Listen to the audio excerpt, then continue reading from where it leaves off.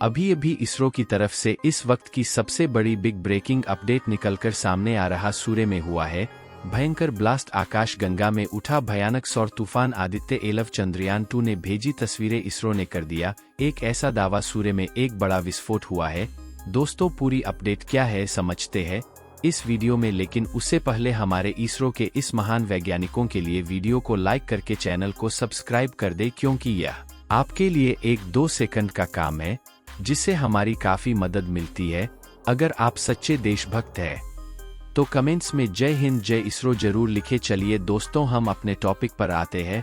दोस्तों सूर्य में ब्लास्ट होने और भयंकर सौर तूफान आने का दावा इसरो ने किया है। इसरो के मुताबिक इस भयंकर घटना खौफनाक तस्वीरें चंद्रयान 2 और आदित्य एलव में कैद हुई है। जी हां दोस्तों, इन्हीं तस्वीरों के आधार पर इसरो ने यह दावा किया है। इसरो के मुताबिक सूर्य में हुए इस ब्लास्ट की वजह से एम क्लास और एक्स क्लास की लहरें निकली है, जिसमें भयंकर और बड़े सोलर स्टॉर्म का रूप लिया और धरती को पूरे तरीके से प्रभावित कर दिया। इसरो के मुताबिक सूर्य में हुआ यह विस्फोट 2003 में आए भूचुंबकीय तूफान के बाद सबसे ज्यादा भयानक था। इसरो ने यह भी बताया कि इस तूफान के चलते पृथ्वी का न केवल संचार सिस्टम बल्कि जीपीएस सिस्टम में बेहद प्रभावित हुआ है। चूंकि इस ब्लास्ट होने का दावा सूर्य में किया गया है जिसको हम देख नहीं पाए, उसकी भयानक को समझ नहीं पा रहे, लेकिन इसरो के वैज्ञानिक तकरीबन 21 साल के बाद सौर तूफान की वजह से चकित है। यह बता दे कि केवल इसरो ही नहीं, एओए यानी स्पेस वेदर प्रेडिक्शन सेंटर ने भी सूर्य में ब्लास्ट और सौर तूफान की पुष्टि की है, जिसके मुताबिक यह खुलासा हुआ है। दोस्तों बात यही खत्म नहीं हुई है, क्योंकि इसरो और एनओए के मुताबिक यह भी खुलासा हुआ है कि सूर्य पर अभी और भी विस्फोट हो सकते हैं। इसरो के वैज्ञानिकों की चिंता इस बात की है कि अगर सूर्य में ब्लास्ट और सौर तूफान की ये घटनाएं होती रही तो पृथ्वी की संचार प्रणाली कम्युनिकेशन सिस्टम पर तगड़ा प्रभाव पड़ सकता है। साथ ही जीपीएस सिस्टम के लिए भी एक बहुत बड़ा खतरा हो सकता है। स्पेस में सूर्य में हुई इस हलचल की जो घटना हुई है उसमें सौर तूफान, बहुत तेज तापमान और पवन प्लाज्मा के तेज प्रवाह साफ दिखाई दे रहे हैं। अब इस खगोलीय घटना का आगे क्या होगा फिलहाल कहा नहीं जा सकता, लेकिन इतना जानने के बाद आपके मन में यह सवाल जरूर उठ रहा होगा कि सौर तूफान और सूर्य में ब्लास्ट आखिर होता क्या है। वैज्ञानिकों के मुताबिक सौर तूफान का मतलब सूर्य की सतह पर विस्फोट होना होता है। ऐसे में सोलर स्टॉर्म स्पेस के पार्टिकल्स को ऑब्जेक्ट करते हुए आगे बढ़ते जाते हैं। आगे चलकर जब इनके टक्कर धरती से होती है तब पृथ्वी पर काम कर रहे satellite network, TV, radio, GPS system और संचार सिस्टम को यह पूरी तरह से प्रभावित करते हैं। इन सोलर स्टॉर्म को 2 हिस्सों में बांटा जाता है, जिनमें पहले का नाम एक्स और दूसरे का नाम एम है। दोस्तों एक जबरदस्त जानकारी लेकर आया हूं, वीडियो को पूरा देखिएगा। दोस्तों आदित्य एलव को पिछले वर्ष 2 सितंबर को PSLV-C57 से लॉन्च किया गया था। आदित्य एलव पर सूर्य के अध्ययन के लिए 7 पेलोड लगे थे, जिनमें 4 पेलोड सूरज से आने वाली रोशनी की समीक्षा के लिए है और 3 पेलोड सूर्य के प्लाज्मा और चुंबकीय क्षेत्र का अध्ययन कर रहे थे। आदित्य एलव को सूर्य की लग्रेंज पॉइंट A1 पर हेलो ऑर्बिट में रखा गया था। यह धरती से करीब 15 लाख किलोमीटर दूर है।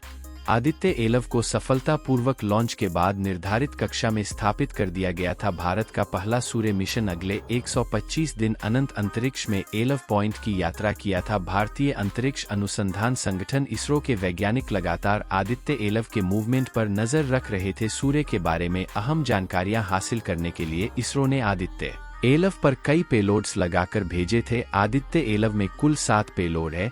एलव पॉइंट पर पहुंचने के बाद उनका काम शुरू हो गया। 4 पिलोस सूरज को सीधे तौर पर देखेंगे और 3 पिलोस लग्र पॉइंट पर पार्टिकल्स और फील्ड की स्टडी किया था। सभी पेलोड सूर्य के बारे में अहम डाटा भेजा था, लेकिन मुख्य काम प्लाज्मा एनालाइजर का था। इसे प्लाज्मा एनालाइजर पैकेज 4 आदित्य यानी पापा नाम दिया गया था। समाज यह पापा कैसे हमें सूर्य का सबसे बड़ा राज जानने में मदद करेगा। पापा यानी प्लाज्मा एनालाइजर पैकेज 4 एटिया इस मिशन के इनसी 2 पेलो में से एक है। इसरो के मुताबिक पापा का काम सोलर विंड, सोलर पार्टिकल्स का एनालिसिस करना है।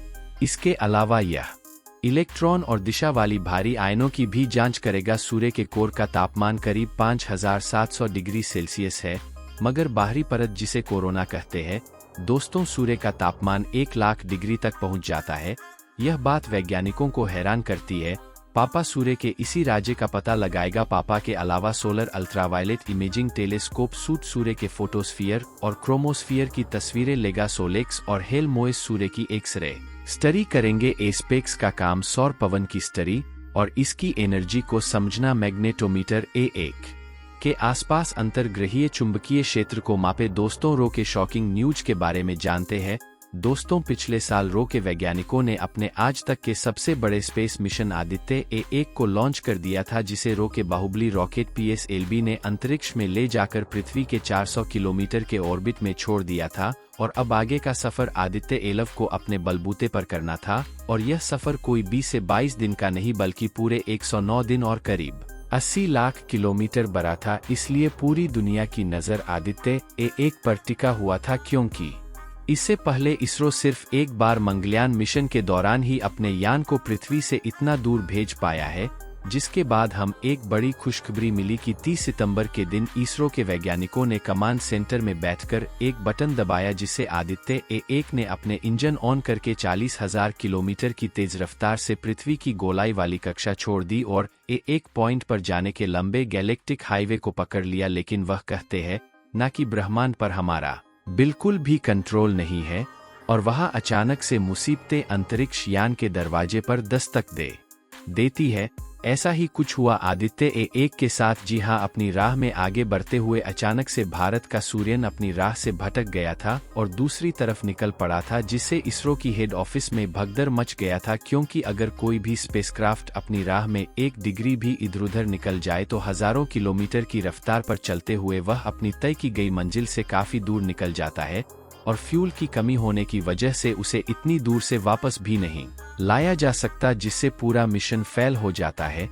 इसलिए जब 6 अक्टूबर के दिन जब आदित्य A1 अपनी राह से अटका, तभी इजरो के कमांड सेंटर में इमरजेंसी सिग्नल शुरू हो गया और इजरो के वैज्ञानिकों के पास आदित्य A1 की एक गैजेटरी ठीक करने के लिए बस कुछ ही मिनट का समय बचा था। तो जल्दी से सभी वैज्ञानिकों ने अपने कंप्यूटर संभाले और परफेक्ट कैलकुलेशन करके तुरंत आदित्य A1 का इंजन फायर कर दिया, जिससे उसके तय किए गए एंगल पर मुड़कर अपनी रफ्तार देखते ही देखते अपनी राह पर वापस आ गया। जी हाँ, इस बात की जानकारी देते हुए इसने अपने ट्वीट में कहा था, दोस्तों बस इतना ही। दोस्तों, भारत के वैज्ञानिकों की मेहनत के लिए वीडियो को एक लाइक जरूर करें और अपने दोस्तों तक इस वीडियो को शेयर करें ताकि उन्हें भी जानकारी मिल सके। और दोस्तों, मेरे वीडियो को देखते हैं लेकिन सब्सक्राइब नहीं करते हैं, प्लीज मेरे चैनल को सब्सक्राइब कर दे और बेल आइकन को ऑल पर सिलेक्ट करना बिल्कुल ना भूले। मिलते हैं किसी और नॉलेजेबल वीडियो के साथ। वीडियो को अंत तक देखने के लिए बहुत बहुत धन्यवाद। जय श्री खाटू श्याम जी।